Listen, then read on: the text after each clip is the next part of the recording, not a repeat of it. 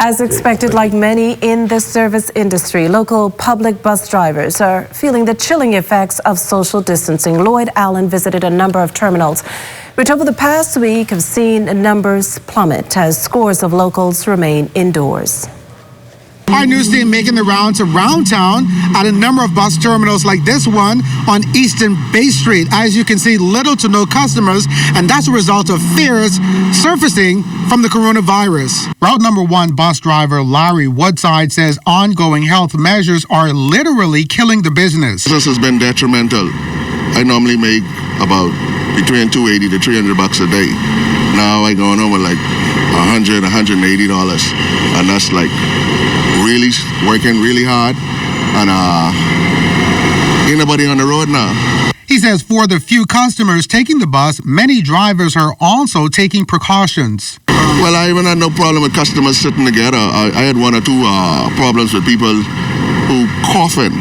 You see what I'm saying? But Clorox takes care of everything. But it's really rough, man. The government need to open up the ports, and this situation needs to be resolved as soon as possible because it's affecting our finances. Corbell Colberg says the union is supportive of national efforts to ensure safety for all. However, without customers, there is no business. We're running probably at 40% of only people that are going to the food stores, restaurants, the fast food restaurants and stuff like that, construction workers.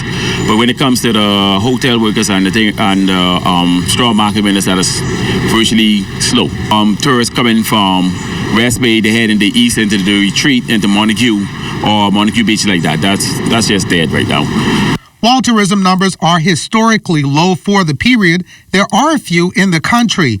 Bruce McCabe, visiting from the U.S., says for he and his family, there are no fears of taking the public bus. I have no concerns or fears about taking the public buses here, or in my own country for that matter, because this is getting blown out of proportion way too far. We have too much of this better safe than sorry attitude, and it's making me mad because it's going to ruin our worlds and our societies. Meanwhile, these bus passengers have their own thoughts about the virus. It's kind of scary taking the bus because you don't know who's going to sit on the side of you.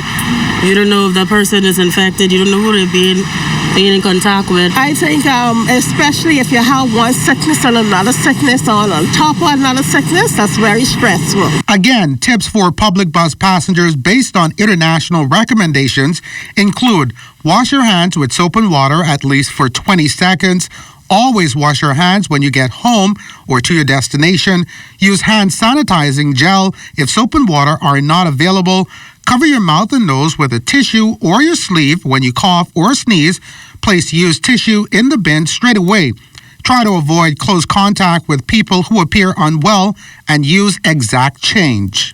So like many buses around the capital, this one remains with no customers, and that's been the trend for most of the week as many persons remain indoors and in fear as a result of reports of cases here in the capital of coronavirus. Reporting from downtown Nassau, Lloyd Allen, ZNS Network News.